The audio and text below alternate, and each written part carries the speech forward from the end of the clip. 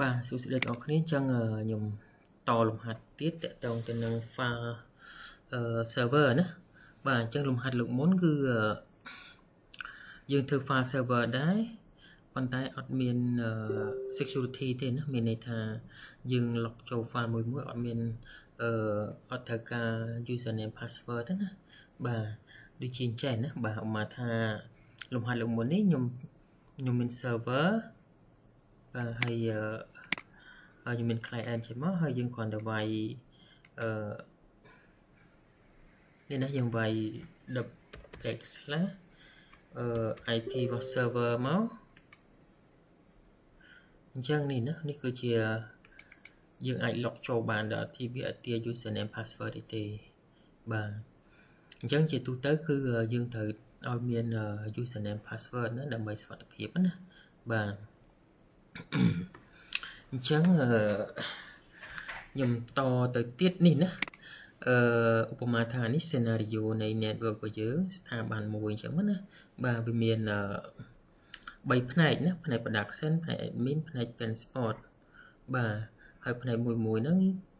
យើងចង់បង្កើតធ្វើជា file server ដើម្បីឲ្យ user មួយនៅក្នុងនេះយក file មកគាត់យកមកទុកនៅលើ server ណាបាទដើម្បីសុវត្ថិភាព file របស់គាត់ណា data របស់គាត់ណាបាទអញ្ចឹងកាលពីឆមីទី1នោះយើងបានរៀនហើយទៅលើ switching និង routing ណាបាទយើងធ្វើ switch យើងធ្វើ routing យើងប្រើ OSPF យើងប្រើអីអញ្ចឹងមកណាបាទហើយនៅលើ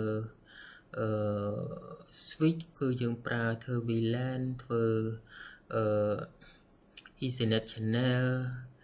ធ្វើ port security អីឲ្យអស់ហើយណាបាទឥឡូវយើងចប់អាហ្នឹងយើងចូលមក server side ណាបាទ server side នេះឥឡូវយើងចូលមកធ្វើ file server ទី1បាទសារ file server ហើយលំហាត់ទីលើកមុននោះធ្វើ file server ដែរតែអត់មាន username password នៅពេល log ចូលតែឥឡូវលើកទី2នេះលំហាត់នេះគឺ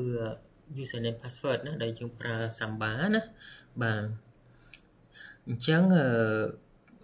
គោលបំណងគឺនៅលើ server នេះខ្ញុំបង្កើត folder 3ណា folder product សម្រាប់ផ្នែក production រាល់ user ទាំងអស់ឲ្យគាត់យក data ខ្ញុំដាក់នៅក្នុង folder នេះមកដែល admin data របស់គាត់ខ្ញុំដាក់នៅនេះណាបាទ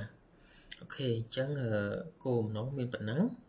មានន័យថា user មួយនេះយើងដើម map drive គាត់ទៅណាបាទ map drive គាត់មកថាគាត់ product យើង map drive product folder product នេះដើរតួជា drive មួយនៅក្នុង computer របស់គាត់ពេលគាត់ save ឯកសារវាចូលមកក្នុង drive product ហ្នឹងវារត់ចូលមកក្នុង server នេះហើយណាបាទប៉ុណ្ណឹងណាអញ្ចឹងរបៀបធ្វើគឺខ្ញុំគ្រាន់តែមានserver មួយនេះ server ខ្ញុំតម្លើងឲ្យហើយបាទយើងតម្លើងឲ្យគឺយើងប្រើ Linux ណាហើយយើងប្រើ CentOS ហើយចំពោះអានេះវិញគឺខ្ញុំតម្លើងតែមួយទេកាលណាយើងធ្វើតែមួយនឹងដើរគឺផ្សេងទៀតក៏ដើរដែរណាបាទអូខេអញ្ចឹងឥឡូវខ្ញុំចាប់ដើមធ្វើនេះមកទៅបាទអញ្ចឹងដើម្បីធ្វើអាហ្នឹងគឺបាទខ្ញុំមក slide បន្ទាប់មកនេះ step ទី1គឺយើងបង្កើត user តមកយើងបង្កើត group ហើយអានេះយើង add user ចូលទៅក្នុង group ណាបាទអញ្ចឹងមានន័យថា user ហ្នឹងគាត់មានសិទ្ធិ access file document ឬក៏ folder ណា3ហ្នឹងណាបាទហើយអានេះគឺយើងចូលទៅបង្កើត folder ណាបាទអានេះគេដាក់ folder security ប៉ុន្តែយើងមិញនេះខ្ញុំបង្កើត folder 3ណាបាទមាន admin មាន production មានអីយ៉ាងមកបាទឥឡូវបន្ទាប់មកទៀត slide បន្ទាប់ទៀតគឺយើងចាប់ដើមចូលទៅសេ file main file របស់នេះសេ script នេះសេទាំងអស់នេះចូលមកបានហើយណាបាទអញ្ចឹងក្នុងលំហាត់មុនគឺនេះណាមានន័យថាខ្ញុំ share folder នេះណា share folder នេះអញ្ចឹងយើងចូលទៅអត់មានអីទេមានន័យថា folder នេះយើងអាចធ្វើជា folder anonymous public ណាបាទធ្វើ folder public មកអញ្ចឹង user ណាក៏មានសិទ្ធិចូលទៅ access file នៅក្នុងនឹងដែរអញ្ចឹងរាល់ឯកសារស្អីផ្សេងតែតាម public គឺគេដាក់ចូល folder ហ្នឹងណា user ណាក៏មានសិទ្ធិចូលទៅ download file បានដែរដូចជាពាក្យសុំច្បាប់ឬក៏ពាក្យ អីផ្សេងៗលិខិតស្នើសុំអីផ្សេងៗគេតម្លាក់ចូលក្នុងហ្នឹងអញ្ចឹង user ផ្សេងៗគាត់ទៅ download ហើយគាត់បំពេញទៅសេទៅណាប្រើការទៅប៉ុន្តែគេមាន private public ដែរណាសម្រាប់ផ្នែកមួយអញ្ចឹងណាផ្នែករបស់គេមាន folder ប្រើផ្នែកណាមួយអញ្ចឹងទៅគេមានprivate folder របស់គេណាសម្រាប់ធ្វើចុះឥឡូវវាធ្វើអញ្ចឹងគឺខ្ញុំមាន Sun S1 បាទហើយខ្ញុំចូលមកនេះមកនេះហ្នឹង click កន្លែងនេះបាទ click កន្លែងនេះចូលមកនេះមកហើយអានេះវាទូចពេកខ្ញុំព្រីវាធំតិចមក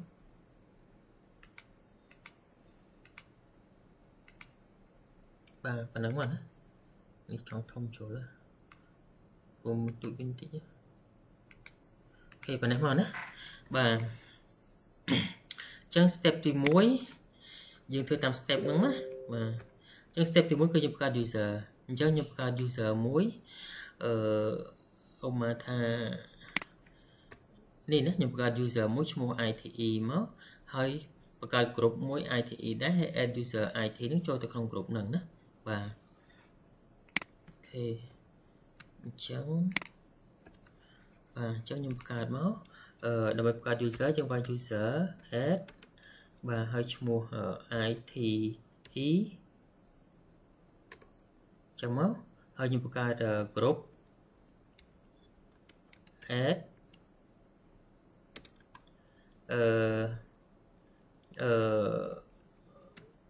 GOP ITE ណាបាទចឹងមកណា GOP ITE ចឹងមកណាបាទតបមកយើង add user ហ្នឹងចូលទៅក្នុង group ហ្នឹងនេះបាទអញ្ចឹងយើងវាយ user mode បាទយើងវាយ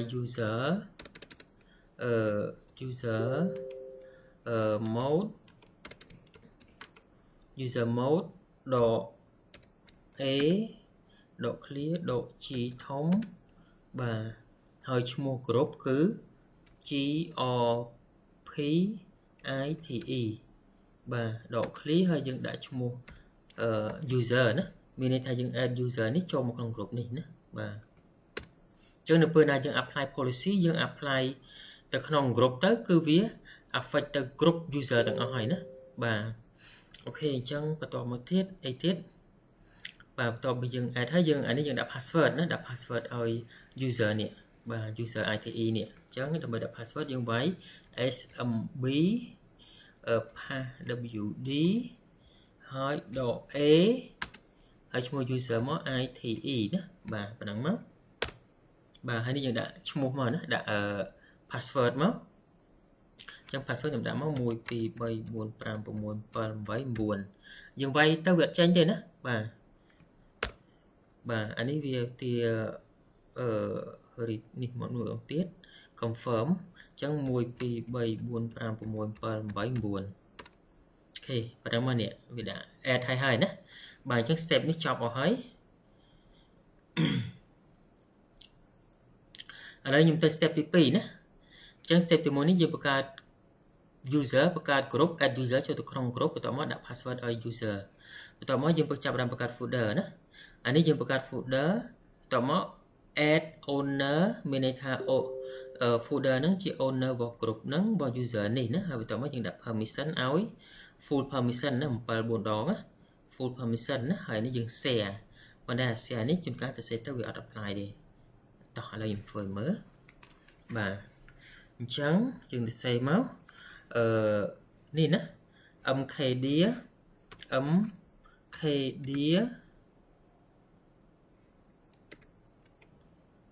mkdir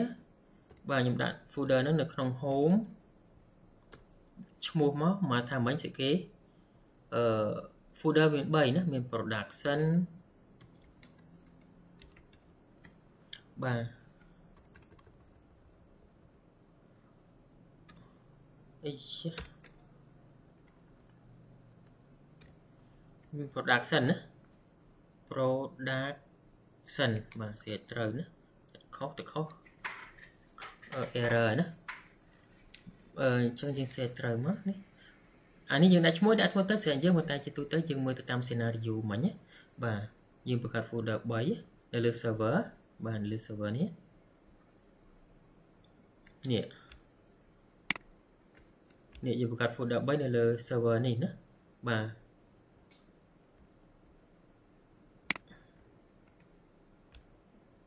chẳng nhung đặt folder production ấy chứ enter máu bàn folder muối hay nhung bậc hạt folder muối tiết chẳng nhung cho arrow khi máu bà hay nhung bậc hạt folder muối tiếtនៅក្នុង home នឹងដដែលគឺ folder folder admin ណាបាទ admin បាទបន្ទាប់មកខ្ញុំបង្កើត arrow key មួយទៀតមក folder គេមិញ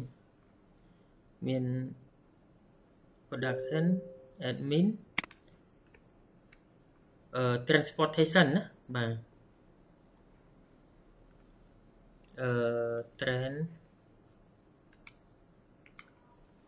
transportation ណាបាទប៉ុណ្ណឹងមក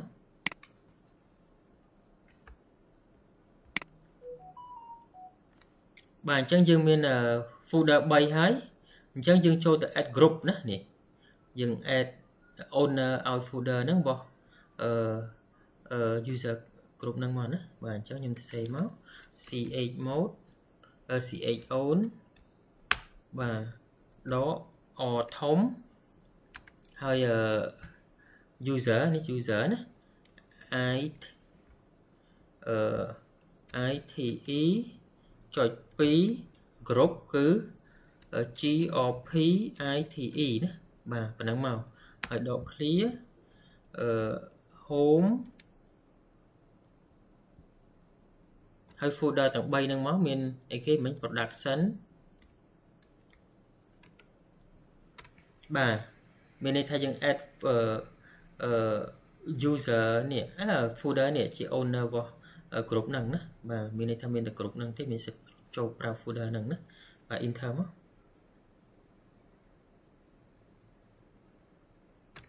បាទបន្តមកទៀត user ដដែល group ដដែលហ្នឹងប៉ុន្តែ folder admin បាទមានន័យថាយើង add group IT ទៅដោយសារ IT ហ្នឹងគាត់មានសិទ្ធិច្រើនណាជា configure អីណាបាទអញ្ចឹងយើងឲ្យ IT ជាអ្នកគ្រប់គ្រង folder ទាំងអស់ហ្នឹងណាបាទអញ្ចឹងមួយទៀតដដែលគឺ transportation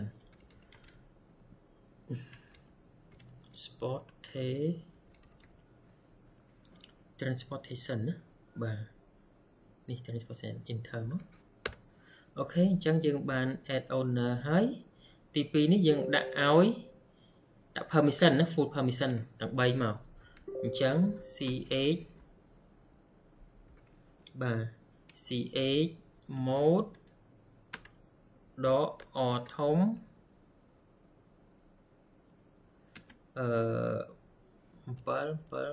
4ដងហើយដក clear home ហើយ folder អីគេ production ណាបាទចឹងមានន័យថាយើងដាក់ permission ឲ្យ full permission ណា full permission មានន័យថា user group ហើយនឹង other មានសិទ្ធិចូលទៅ full permission ណាបាទប៉ុណ្ណឹងមក enter មកតមកដដែលយើងដាក់ permission ឲ្យ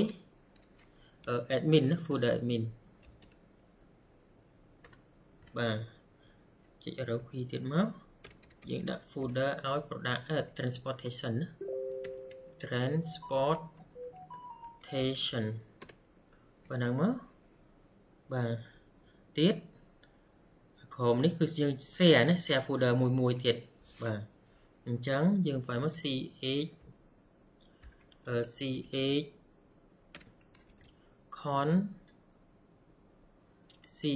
con độ thi samba underscore share thi độ clear home production អូខេវាឲ្យទេណាតែអត់ឲ្យគាត់អីដែរណាបាទដោយសារយើងបាន share ពីមុនមកហើយអញ្ចឹងstep មួយនេះយើងមិនឡងចោលណាអូខេអញ្ចឹងយើងតទៀត dương tới step thứ 7 nữa bà đi step thứ 7 á chẳng tích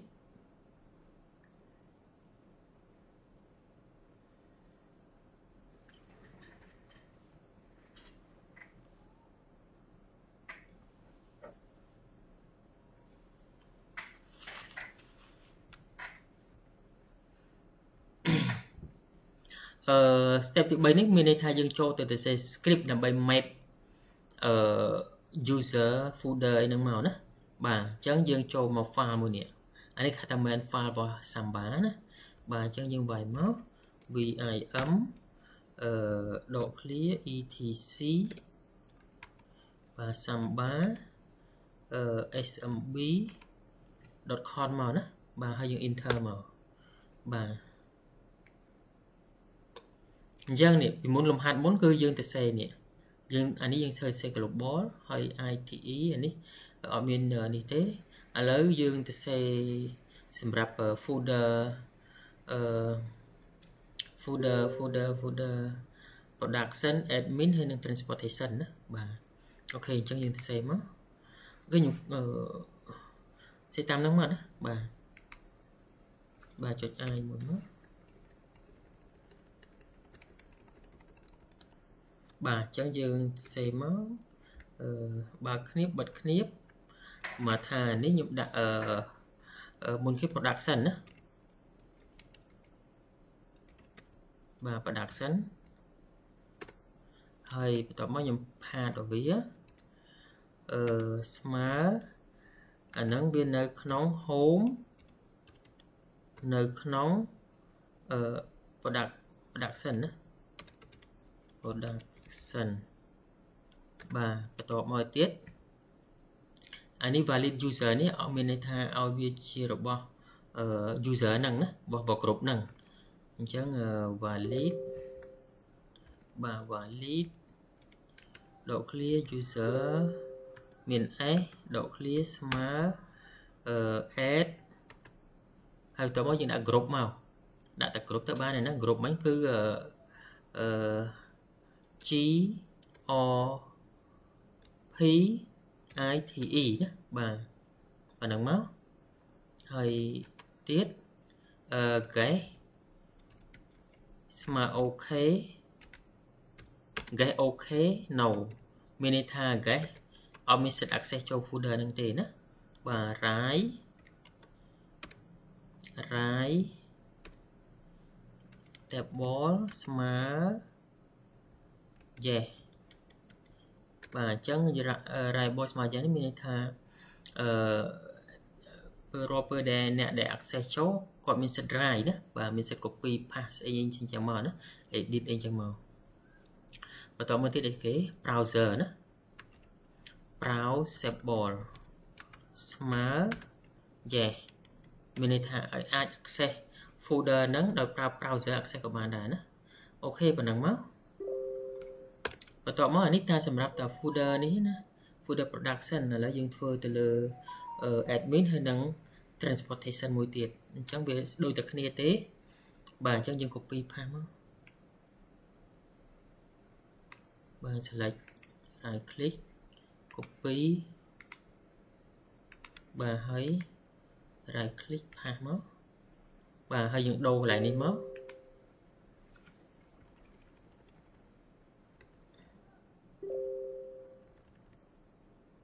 បាទ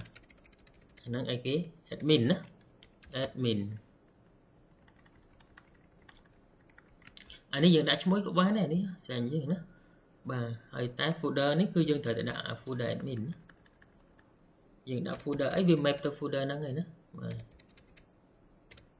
add ហ្នឹង admin ណាបាទហើយ user ក៏ដូចគ្នាអីក៏ដូចគ្នាទៅដែរដូរទៅកន្លែងនេះហើយកន្លែងនេះ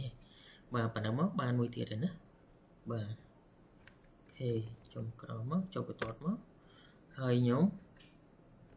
ផាសមួយទៀតមកបាទចូលទៅកាយទៀត product transportation ណា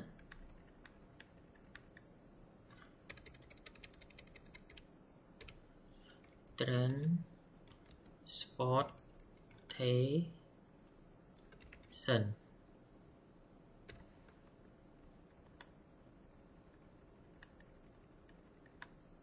bà nó transportation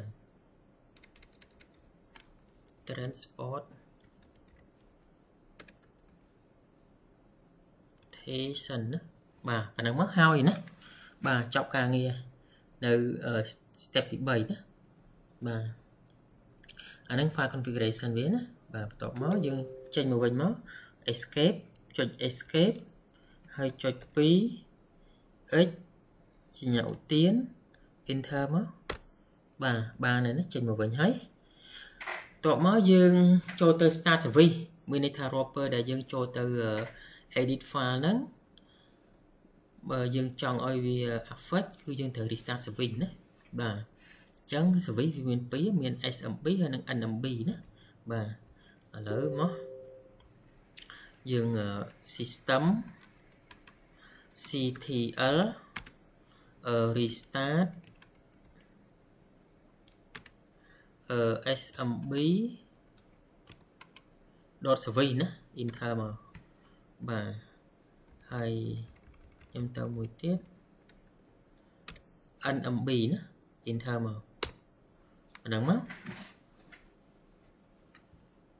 មកណាអូខេបាទយើងបន្ទាប់មកទី4តេស្តណា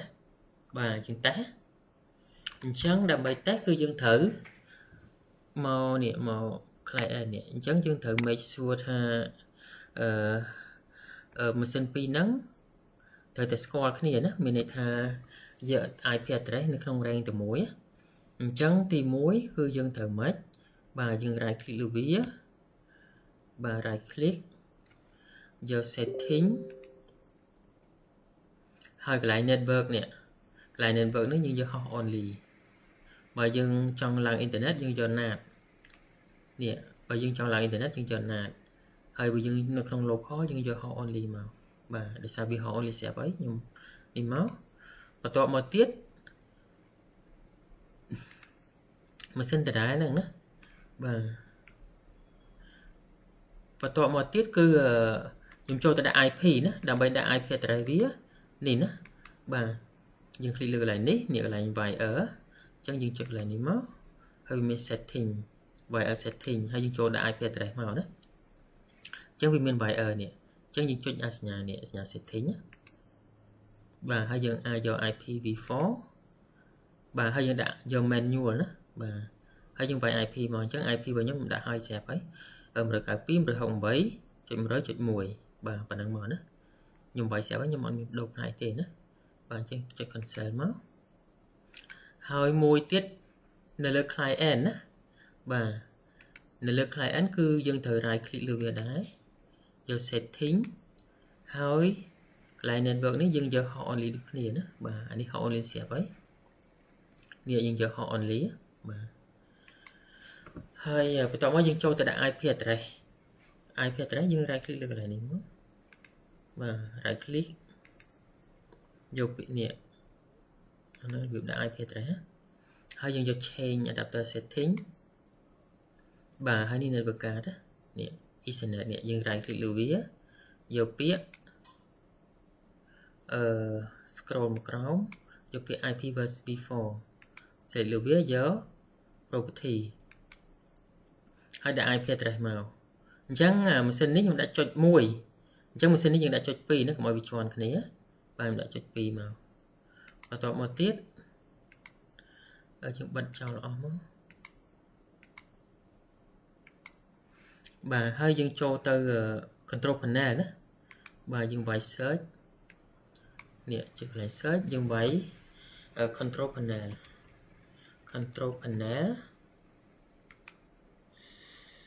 បាទហើយកន្លែងនេះយើងយក small icon ណានេះយើងយក small icon ណាបាទហើយកន្លែងនេះ window firewall នេះយើងคลิกលើវាមកហើយយើងចូលទៅ firewall ណានេះយើងចុចនេះមកហើយយើងយកនេះមកនេះទីយកនេះជា default វានេះអា K នេះបើកអញ្ចឹងយើងបិទវាសិនមកដើម្បី ping គ្នាស្គាល់គ្នាអត់ណាយើងបិទចុចមកចុច OK មកណាអានេះខ្ញុំបិទស្រាប់ហើយតោះមកយើងអាច ping ណាបាទយើងចូលមក search យើងវាយ cmd enter អញ្ចឹងខ្ញុំ ping ទៅ server ping អញ្ចឹង IP របស់ server 192.168.100.1 168.100.1 ណាបាទខ្ញុំពេញទៅ server enter មកនេះអញ្ចឹងវាស្គាល់ណាមានន័យថាពីរម៉ាស៊ីនហ្នឹងវាស្គាល់គ្នាអញ្ចឹងយើង access មក folder ណាបាទអញ្ចឹងនៅលើ client ណានេះនៅលើ client នេះយើង access មក folder មួយណាក៏បានដែរណាបាទអញ្ចឹងខ្ញុំដើម្បី access មក server យើងត្រូវស្គាល់ IP របស់ server ណា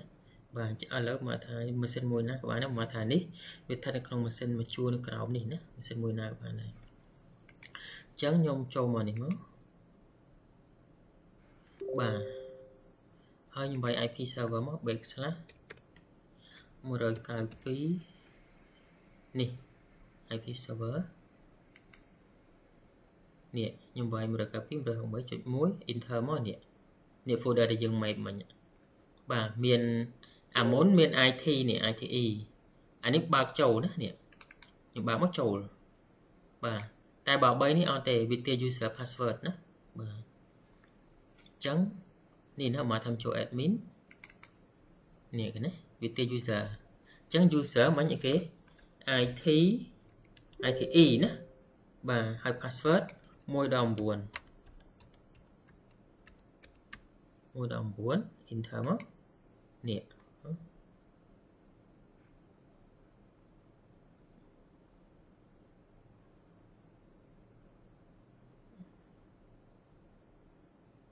ចូល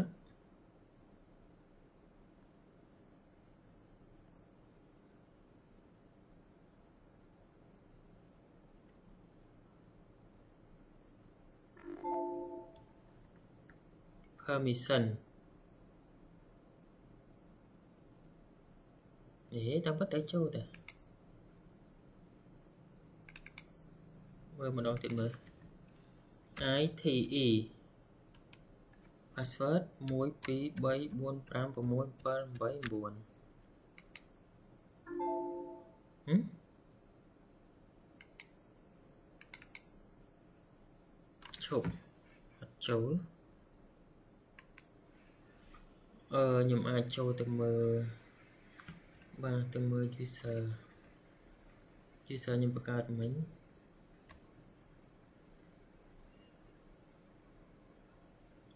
ITE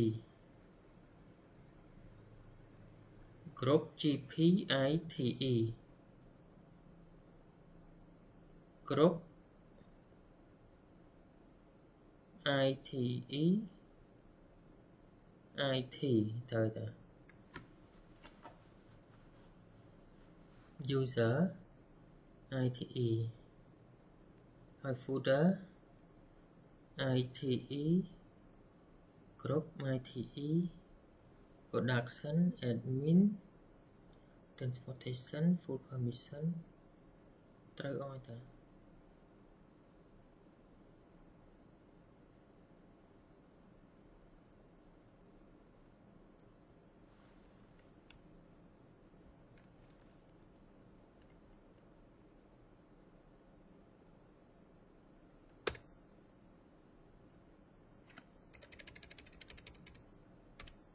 admin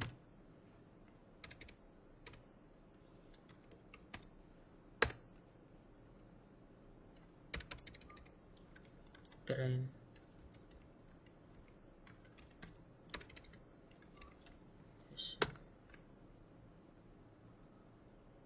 transportation ត្រូវអត់តាខ្ញុំទៅ file នេះ file នេះ check វាមួយសិន group ITE ត្រូវតា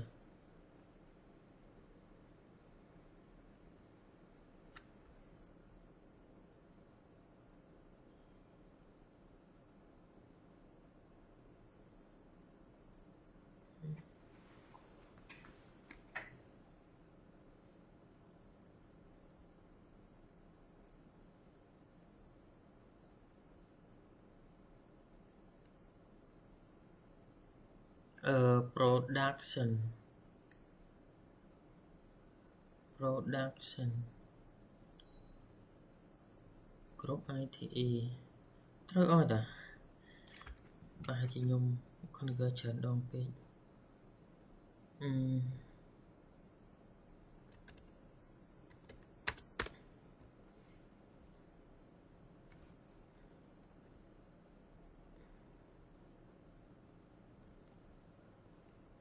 ឈប់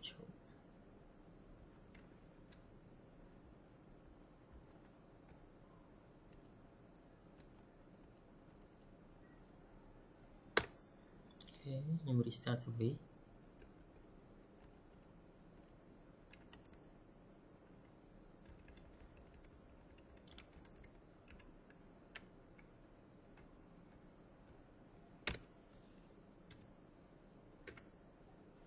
បាទដងទៀត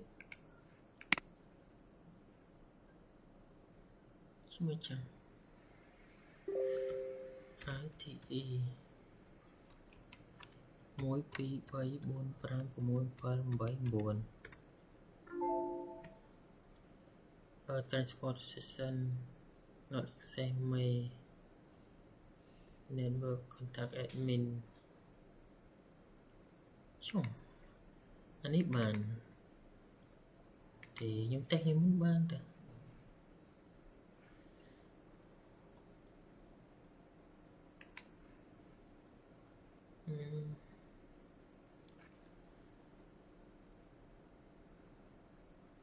ឬខ user ដាក់ត្រូវតានេះ ITE GP ITE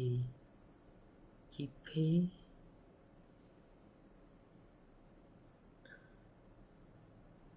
ITE add IT ចូល IT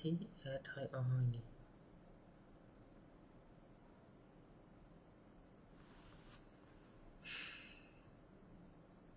ITE GITE production admin transportation ចុំត្រូវអត់តាខូចគេ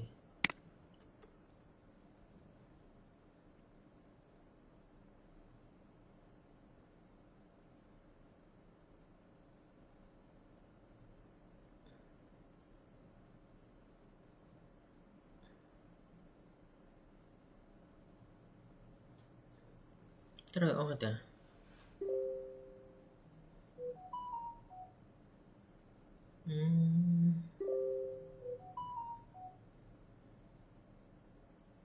ជុំ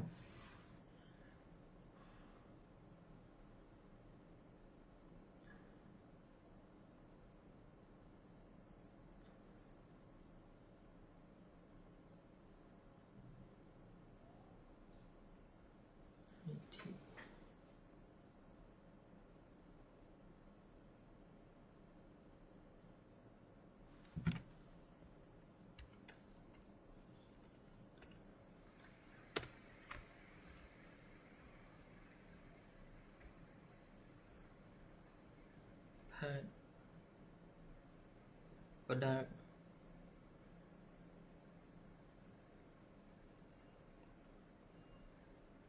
production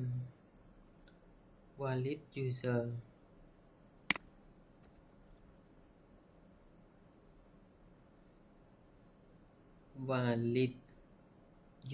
mean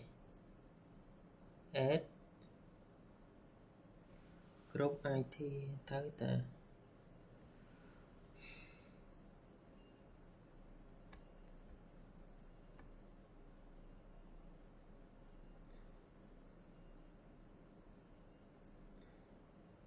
You guys wanna know ទាំងអស់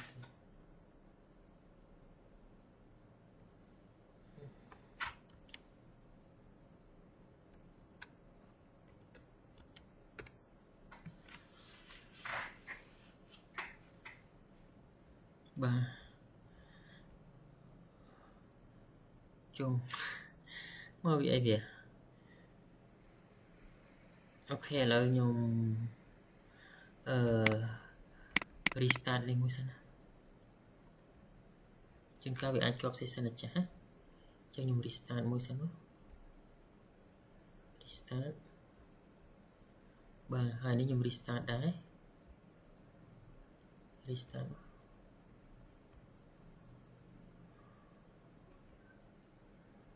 restart ណា restart មួយដែរសិនណាចាំតិចណា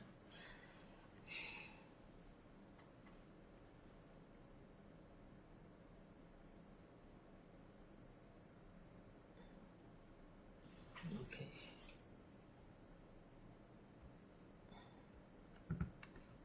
បាទ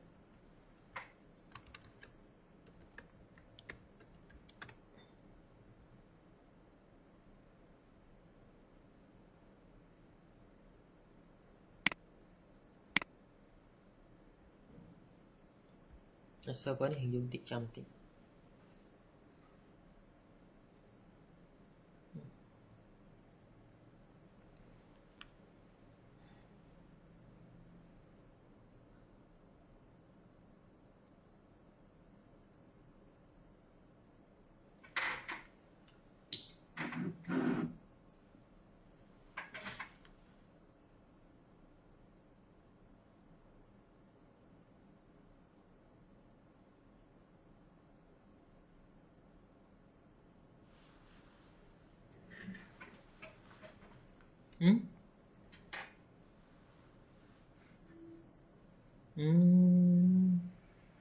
ទីអាប់ដេតណានៅទៀត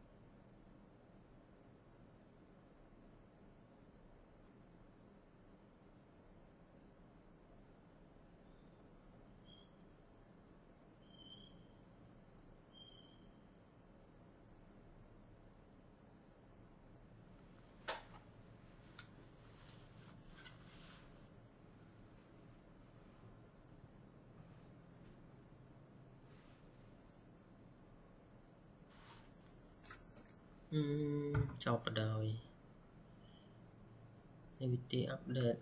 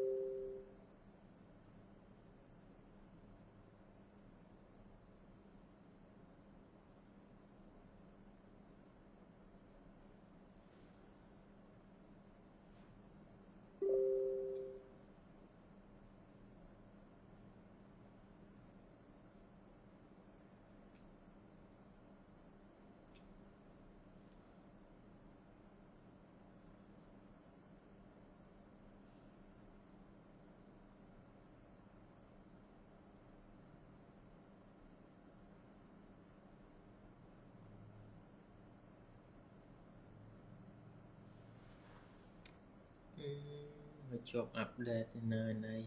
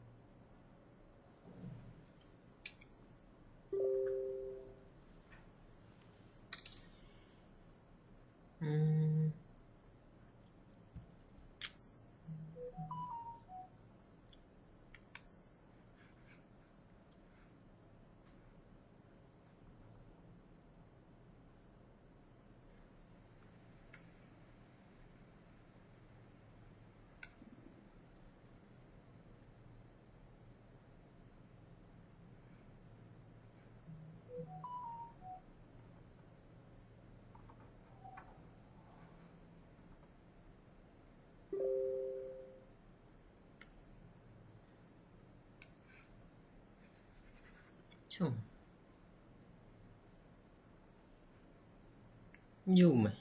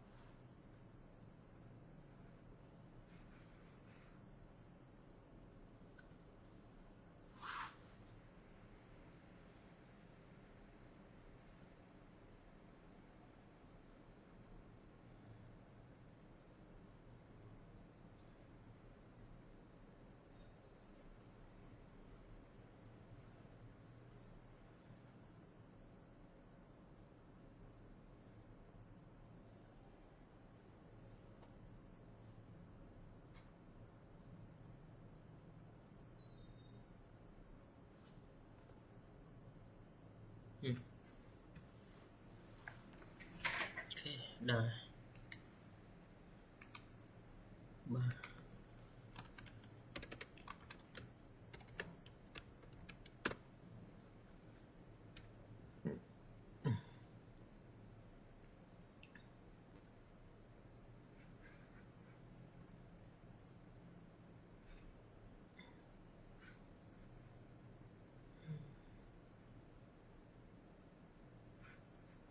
Okay ដែរណា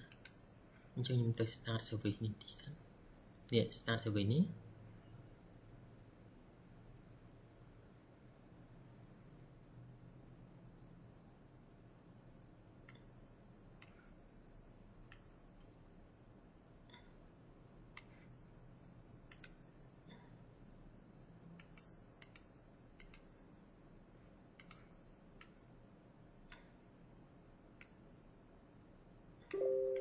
បាទខ្ញុំ start service នេះសិនអូ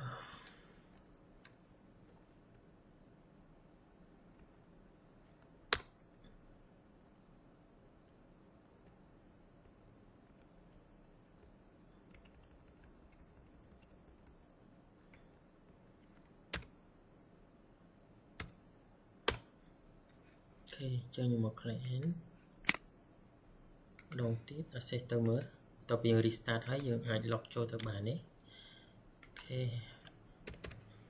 192.168នេះបាទអញ្ចឹងខ្ញុំចូល admin ឬក៏ production បាទវាយមក ITE password 123456789នេះបាទចូលเลยណាបាទអញ្ចឹងប៉ុណ្ណឹងណាបាទមិញដោយសារចូលខ្ញុំអត់ត restart ណាវាចប់អា session ចាស់អញ្ចឹងយើង restart វាមួយទៅចូលเลยណាបាទអូខេអញ្ចឹងតកតងទៅនឹងការតឡើងធ្វើ Samba sexual Samba file sharing មានប៉ុណ្ណឹងណាបាទវីដេអូនេះរៀងវែងដោយសារវាជាប់ update ចង់ប្រហែលនាទី10នាទីជាងណាបាទអូខេអញ្ចឹងមានប៉ុណ្ណឹងណាបាទខ្ញុំបញ្ចប់វីដេអូនឹងប៉ុណ្ណឹងឥឡូវមកថាខ្ញុំទៅអានេះ transportation ណាបាទនេះទៅកាលណាយើងវាយ password មួយចូលអាផ្សេងទៀតចូលដោយសារវា user តែមួយណាបាទអញ្ចឹងមកណាអូខេអញ្ចឹងខ្ញុំបញ្ចប់វីដេអូនឹងប៉ុណ្ណឹង